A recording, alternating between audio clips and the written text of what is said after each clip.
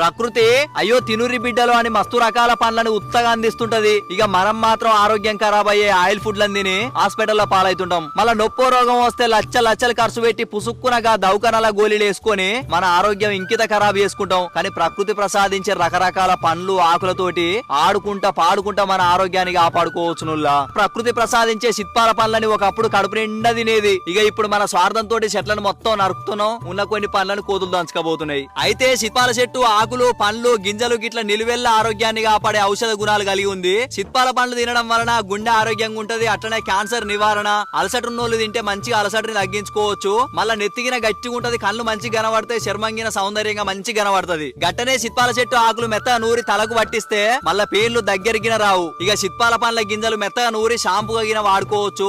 అదే సిత్పాల గింజల్ని మెత్తగా నూరి తలకు పట్టిస్తే చుండ్రు తగ్గి వెంట్రుకలు గట్టి పడతాయి. సిత్పాల చెట్టు వల్ల గింత మంచి ఆరోగ్య ప్రయోజనాలున్న ఈ వీడియోని మనం